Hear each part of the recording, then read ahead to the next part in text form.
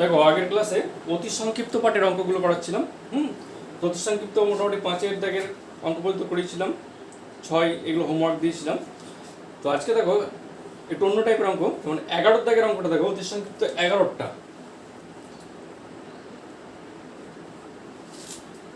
বলেছে নিচের সমীকরণগুলোর ম্যাট্রিক্স সমীকরণ আকারে প্রকাশ করো। যেমন দেওয়া আছে এরকম এক একটা, যে a1x plus b1y plus c1 equal to 0 plus c1 equal to 0 এবং a2x plus b2y plus c2 equal to 0। এই সমীকরণগুলোকে ম্যাট্রিক্স সমীকরণ আকারে প্রকাশ করতে হবে। এই যে দুটো সমীকরণ দেখতে পাচ্ছ, এই সমীকরণ দুটোকে ম্যাট্রিক্স সমীকরণ আকারে প্রকাশ করতে হবে, ঠিক আছে? তো এখানে কি করবে, a1x plus b1y plus c1 equal to 0 দেওয়া আছে, a2x plus b2y plus c2 equal to 0 দেওয়া আছে। এই দুটো সমীকরণকে তোমার ম্যাট্রিক্স ফর্মে লিখতে হবে। তো তুমি কি করে দেখবে, এখানে প্রথমে চলরাশি কি আছে, x আর y। এখানে চলরাশি x আছে, এখানে y আছে, আর এটা c1 সেটা কনস্ট্যান্ট। তো এই যে চলরাশি x এবং y, তাহলে x এবং y এই দুটো চলরাশির যারা সহগ, এটাই x এর সহগ a1, দেখতে পাচ্ছ পরিষ্কার, x এর সহগ আছে a1, y এর সহগ আছে b1, এখানে x এর সহগ আছে a2, y এর সহগ আছে b2, কনস্ট্যান্ট টার্ম c1 আছে, c2 আছে। তাহলে x এবং y এই দুটো চলরাশির যারা সহগ, তাদের দ্বারা গঠিত একটা ম্যাট্রিক্স করতে হবে। তাহলে x এবং y যে দুটো চলরাশি তাদের দ্বারা গঠিত ম্যাট্রিক্স, সেই ম্যাট্রিক্সটার নাম যদি আমি capital A, suppose capital A দিলাম, তাহলে ক্যাপিটাল A ম্যাট্রিক্সটা দেখতে কেমন, x y যে চলরাশি তাদের সহগ, তাহলে এখানে কি আছে a1, x এর সহগ a1, নিচে কি আছে x এর সহগ a2, এখানে y এর সহগ আছে b1, নিচে কি আছে b2। এটা হলো তাহলে a1 b1 a2 b2, এটা ক্যাপিটাল A ধরলাম, সাপোজ মনে করো। Suppose capital A equal to এটা কি করে এলো, যে চলরাশি x y ছিল তাদের সহগগুলো ধরে নিল এটা, ঠিক আছে?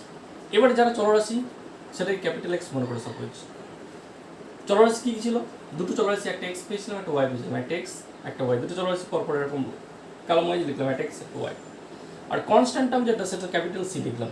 ক্যাপিটাল C দুটো কনস্ট্যান্ট কে আছে, একটা c1 একটা c2, একটা c1 আছে আর একটা c2 আছে। ভালো করে দেখে নাও। আবার বলছি, a1x plus b1y plus c1 equal to 0, a1x plus b1y plus c1 equal to 0 এটা দেওয়া আছে। a2x plus b2y plus c2 equal to 0, এই দুটো সমীকরণ গিভেন, এই দুটো আমার গিভেন ইকুয়েশন।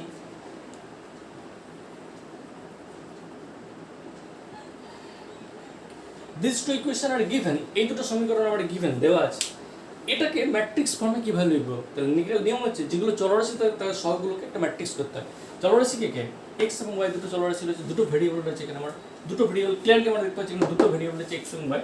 বাট এই যে দুটো ভেরিয়েবল তাদের দ্বারা তাদের মানে যে কোন সহগগুলো, সেই সহগগুলো দ্বারা গঠিত একটা ম্যাট্রিক্স করতে হয়, সেটাকে ক্যাপিটাল A ধরলাম। Suppose capital A equal to কে, এটাকে x এবং y যে দুটো চল ছিল তাদের সহগ দ্বারা গঠিত যে ম্যাট্রিক্স সেটা হচ্ছে এটা a1 b1 a2 b2, এই যে a1 b1 a2 b2, clear?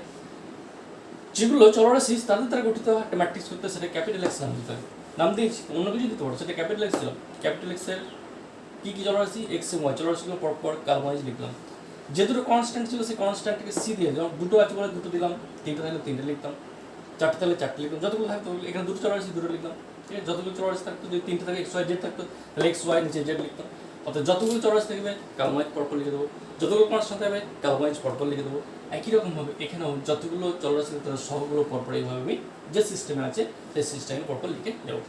এইবার এটাকে ম্যাট্রিক্স ফর্মে, এটা শুধু a x এবং c লিখে দিলেই হবে না, এটা থেকে তো আমার ব্যাক ক্যালকুলেশনের উপরটা আসতে হবে। সেটা কী করে, তাহলে এই তিনটাকে যদি আমি এরকম প্যাটার্নে লিখি যাতে করে উপরেরটা আসা যায়। এখন দেখো এই তিনটে জিনিসকে যদি এইরকম প্যাটার্নে লিখি, যে this can be written as, this system can be written as ax plus c equal to 0, যদি এরকম ম্যাট্রিক্স ফর্মে লিখি, from this we can get, এখান থেকে আমরা পেতে পারি x plus c equal to 0। তাহলে দেখতে হবে a এর সঙ্গে x গুণ করে c যদি যোগ করি তাহলে উপরটা আসবে, যদি আসে তাহলে জানবো এটা আমার ঠিক প্যাটার্নে হয়েছে বা ঠিক লেখা হয়েছে। এখন a এর সঙ্গে x কেন গুণ করতে গেলাম, কারণ a এর সঙ্গে x তো গুণ আকারে আছে, a তো একটা ম্যাট্রিক্স আর x y একটা ম্যাট্রিক্স, এটা তো গুণ ফর্মে অলরেডি যায়, আর সিটা কি যোগ ফর্মে রয়েছে, তারপরে সিটা যোগ ফর্মে রয়েছে। তাহলে ax plus c back calculation করে দেখা যাক যে ax প্লাস c করলে আমার এই দুটি গিভেন ইকুয়েশন আছে কিনা। নাও লেটস স্টার্ট টেস্ট, এটা করে দেখাতে হবে, টেস্ট করে আমি রাফে দেখিয়ে দিতে দেবো। a এর সঙ্গে x গুণ করছি, তাহলে a1x যেমন গুণ করে এটা, তাহলে a1x প্লাস b1y b1y, এটা গেল এটার সঙ্গে এটা, এটার সঙ্গে এটা, তারপর তো কিছু নেই, তারপর আবার এটার সঙ্গে দেখো। এবার দেখো a2x, এটা নেক্সট হচ্ছে a2x প্লাস b2y, এটা একটা ম্যাট্রিক্স গেল।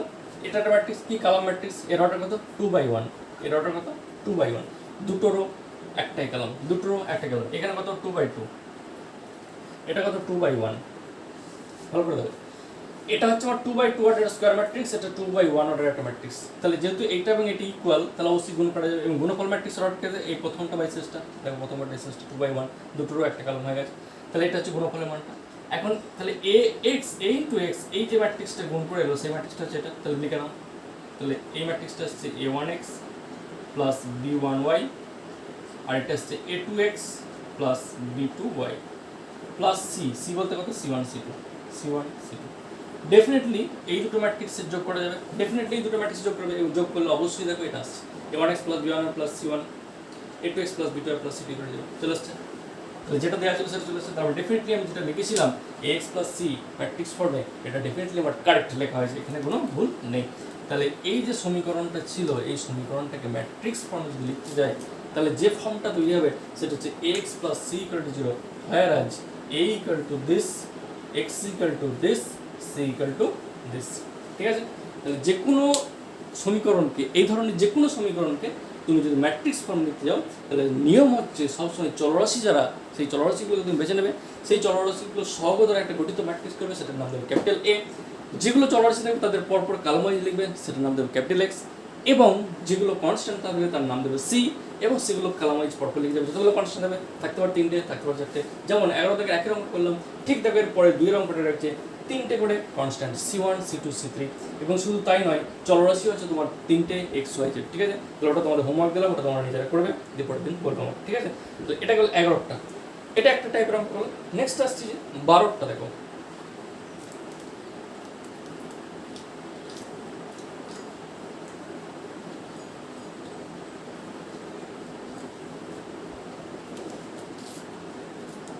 Question number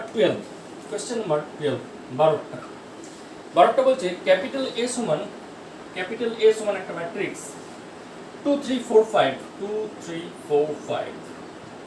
capital A matrix দেওয়া আছে। বলছে দেখাও যে so that A minus A transpose একটা স্কিউ সিমেট্রিক ম্যাট্রিক্স, এটা হবে একটা স্কিউ সিমেট্রিক ম্যাট্রিক্স।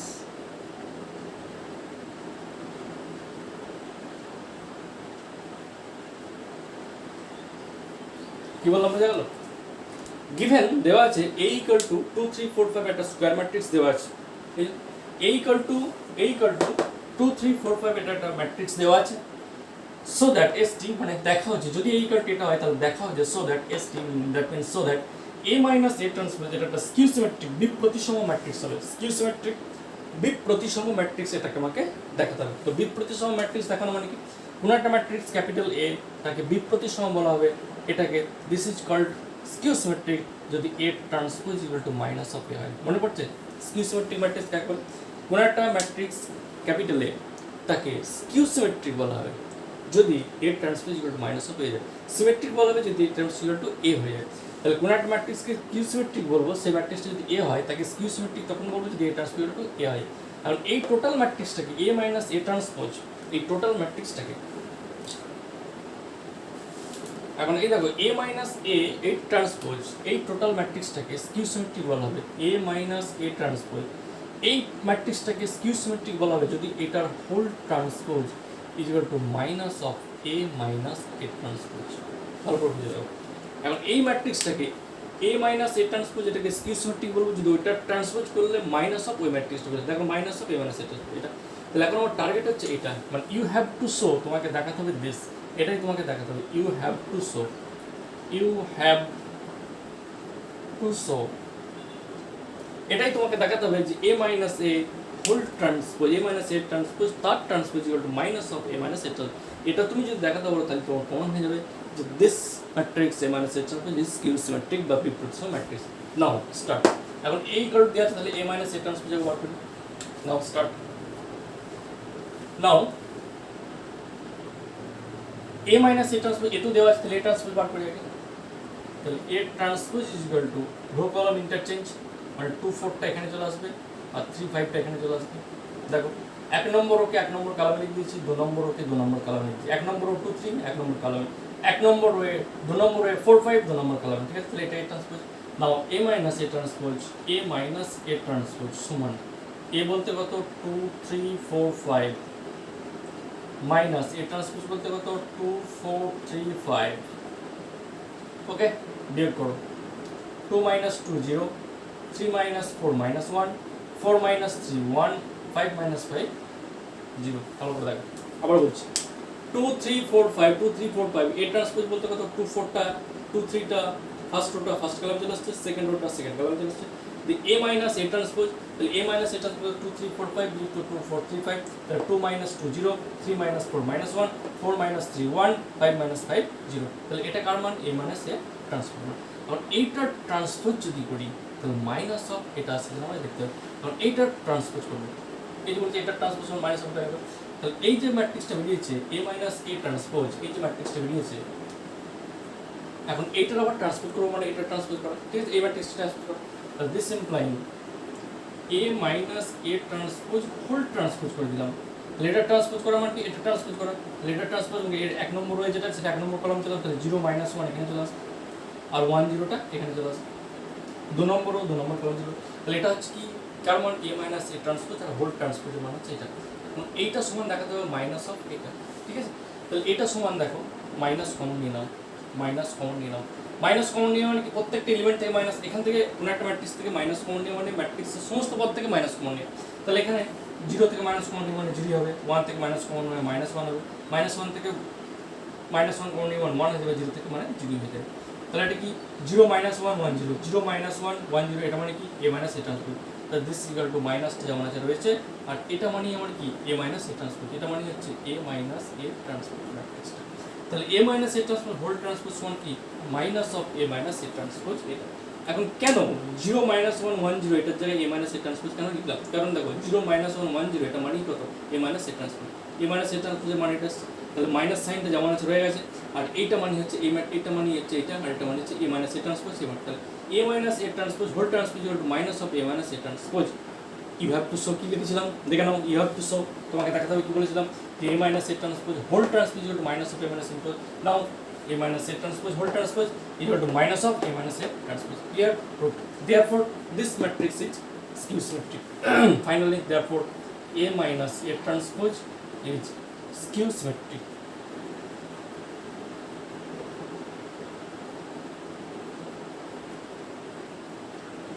Proved. তাহলে প্রমাণিত হয়ে গেল যে a minus a transpose টা একটা বিপ্রতিসম ম্যাট্রিক্স, ঠিক আছে। এটা অতি সংক্ষিপ্ত পাঠে মোটামুটি অঙ্কগুলো করবে। এবারে যেটা আসছে সেটা হচ্ছে সংক্ষিপ্ত পাঠের অঙ্কগুলো। হ্যাঁ,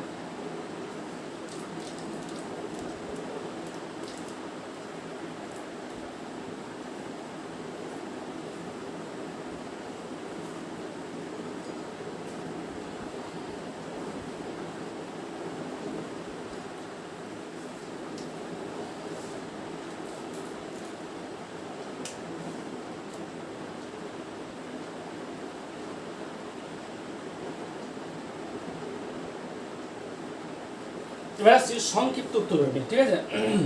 দেখো সংক্ষিপ্ততে একের দাগের মোট 5টা অঙ্ক আছে, সংক্ষিপ্ত পাঠে একের দাগের মোট 5টা অঙ্ক আছে।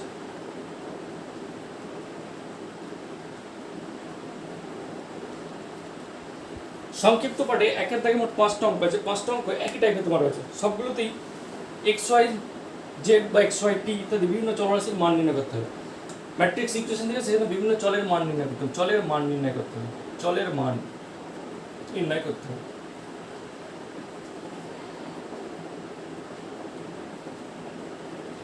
বিভিন্ন ধরনের চলরাশির মানগুলো আমার নির্ণয় করতে হবে, হ্যাঁ, কম্পেয়ার করে করে। তো 5খানা অঙ্ক আছে, 5খানা অঙ্ক একই টাইপের অঙ্ক, যে কোনো একটা দেখাচ্ছি দেখো। যেমন দেখো আমি একের দাগে 2-1টা দেখাচ্ছি দেখো, 2 অঙ্কটা এটা দেখাচ্ছি, 2-1টা সব একই টাইপের। একটা অঙ্ক দেখাচ্ছি হচ্ছে এক্স ওয়াই জেড এর মান নির্ণয় করতে বলেছে, এক্স ওয়াই জেড এর মান নির্ণয় করো।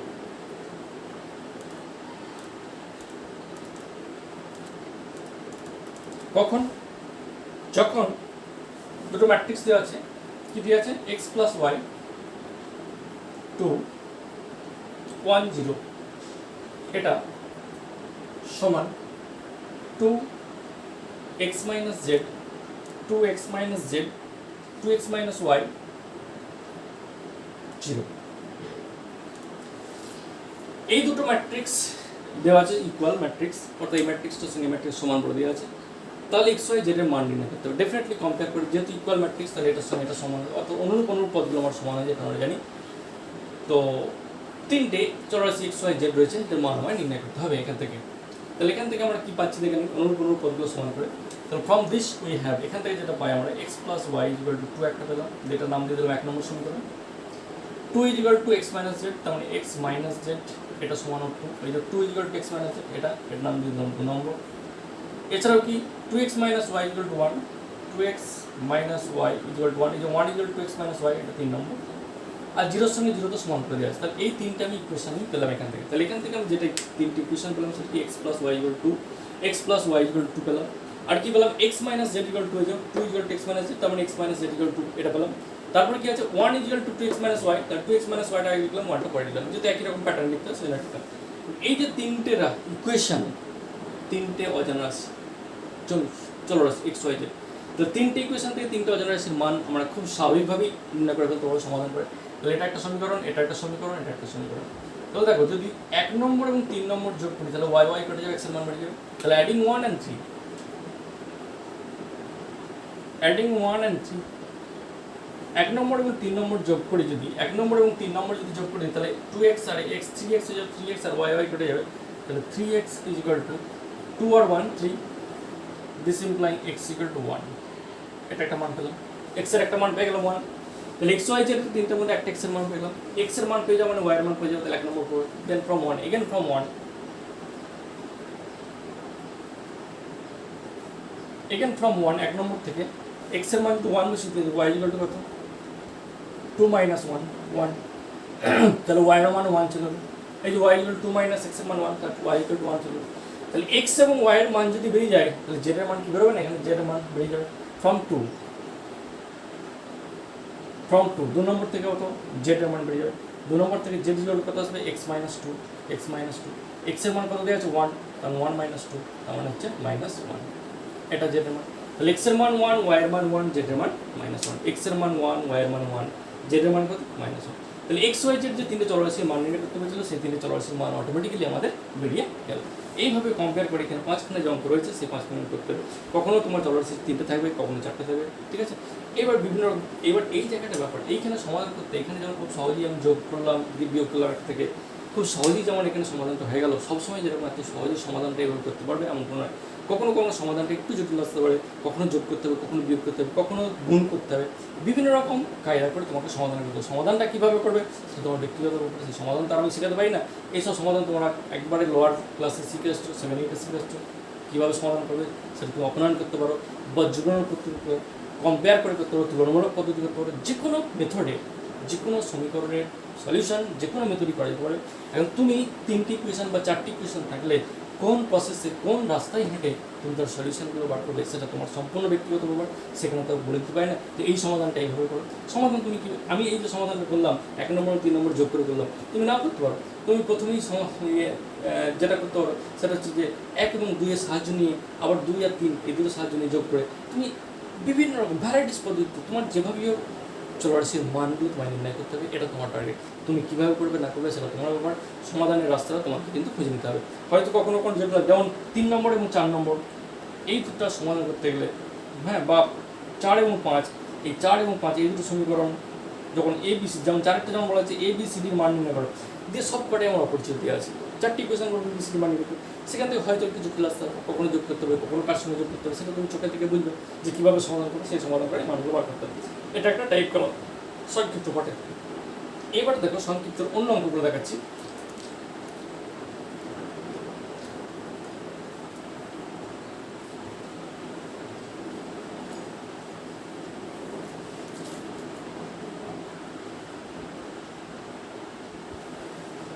দুইয়ের দাগের অঙ্কগুলো দেখো, বলছে এ বি ম্যাট্রিক্সের ক্ষেত্রে এ প্লাস বি এ বি এবং বি এ সংজ্ঞাত কিনা বলো। অর্থাৎ বিভিন্ন ম্যাট্রিক্স দেওয়া আছে, এ দেওয়া আছে বি দেওয়া আছে, সেখান থেকে এ প্লাস বি যোগফল সংজ্ঞাত কিনা, এবার দুটো ম্যাট্রিক্সের যোগফল কখন সংজ্ঞাত সেগুলো অলরেডি আমাদের বলা আছে, সেই ডেফিনেশন কাজে লাগবে। গুণফল দুটো ম্যাট্রিক্সের গুণফল কখন সংজ্ঞাত হবে তার কন্ডিশন বলে দেওয়া আছে, সেই কন্ডিশন যদি স্যাটিসফাই তাহলে বলো সংজ্ঞাত। একই রকমভাবে এ বি যদি সংজ্ঞাত হয় বি এ যদি সংজ্ঞাত নাও হতে পারে, সংজ্ঞাত হবে কি না হবে সেটা তুমি অর্ডার নির্ণয় করে দেখে নেবে যে এ বি সংজ্ঞাত হলে বি এ সংজ্ঞাত হবে কি হবে না ইত্যাদিতে এই সমস্ত বিষয়গুলো এখানে 2-এর দাগে বা 3-এর দাগে বা 4-এর দাগে এই সমস্ত বলা আছে। হ্যাঁ, এবারে যেটা দেখাবো সেটা দেখো 7-এর অঙ্কটা দেখো, কোশ্চেন নাম্বার 7। কোশ্চেন নাম্বার 7-এ বলা আছে যে পি ইকুয়াল টু যদি এটা হয়, পি ইকুয়াল টু একটা থার্ড অর্ডার স্কয়ার ম্যাট্রিক্স দেওয়া আছে 2 - 2 - 4 2 - 2 - 4 এবং 1 - 1 3 4 -1 3 4 -1 3 4 হ্যাঁ -1 3 4 1 - 2 - 3 1 - 2 - 3 এটা পি ইকুয়াল টু। আবার দেখো 2 - 2 2 - 2 - 4 পি সমান দেওয়া আছে 2 - 2 - 4 2 - 2 - 4 -1 3 4 -1 3 4 1 - 2 - 3 1 - 2 - 3 যদি পি হয়ে যায় তোমাকে দেখাতে হবে সো দ্যাট দেখাও যে show that p square equal to p, p square equal to p, এটা তোমায় দেখাতে হবে। অর্থাৎ p একটা ম্যাট্রিক্স, থার্ড অর্ডার ম্যাট্রিক্স, এটা দেওয়া আছে, তোমাকে যেভাবেই দেখাতে হবে p square equal to p, অর্থাৎ এইটার p square মানে কি p into p, অর্থাৎ এইটার স্কোয়ার করার পরে যে ম্যাট্রিক্সটা হবে সেটা কিন্তু p এর সঙ্গে সমান হয়ে যাবে। তাহলে এখন p square সমান p, so that p square equal to p, তাহলে p square মান করতে, তাহলে নাও এখন p square সমান মান করবো, তাহলে p square সমান কি লিখতে পারি p into p, ঠিক আছে। তাহলে p into p মানে কি, তাহলে দুটো p এর গুণফল, তাহলে p দুটো লেখার পর 2 - 2 - 4 -1 3 4 1 - 2 - 3, ঠিক আছে। আবার একটা গুণ করলাম ওই একই জিনিস p into p, তারপর 2 - 2 - 4, ঠিক আছে, -1 3 4 1 - 2 - 3। এখন এই দুটো ম্যাট্রিক্স গুণ করবে, গুণফল ম্যাট্রিক্স এটা, এই দুটো ম্যাট্রিক্স গুণ করলে বলছে আবার এই অরিজিনাল ম্যাট্রিক্স হয়ে যাবে। একটা আমি এলিমেন্ট গুণ করে দেখাচ্ছি, দেখো যে 2 আসে কিনা, তাহলে জানবো পরপর প্রত্যেকটা তোমার রিজার্ভ করে নেবে, দেখে তাহলে পিস করে কি বলবো। তাহলে একটা আমি গুণ দিয়েছি এটার সঙ্গে এটা গুণ, তাহলে 2 2 4 2 2 4 2 1 2 4 আর 2 6 6 থেকে যদি 4 বাকি 2, তাহলে প্রথমে এলিমেন্ট দিয়ে চলে এরকম বাকি এলিমেন্টগুলো সব একই রকম, প্রথমে 2 চলে তারপর একটা মাইনাস দিয়ে দেখো -4, এবার এটার সঙ্গে এটা প্রথমটা হচ্ছে -4 -6 -10 -10 থেকে 8 বাদ, -10 থেকে 8 -10 প্লাস 8 -10 প্লাস 8 মানে কত -2, তারপরে এলিমেন্ট আমার -2, তাহলে এটা -2 হলো, এটা ডেফিনেটলি এরপর একটা -4 আসবে, একদম পরিষ্কার। তাহলে এইভাবে সমস্ত এলিমেন্টগুলো যদি গুণ করে দিই তাহলে এইটা আর এই ম্যাট্রিক্সটা দেখবে সেম চলে আসছে, তাহলে তুমি বলে দিতে পারবে p square equal to p, ঠিক আছে।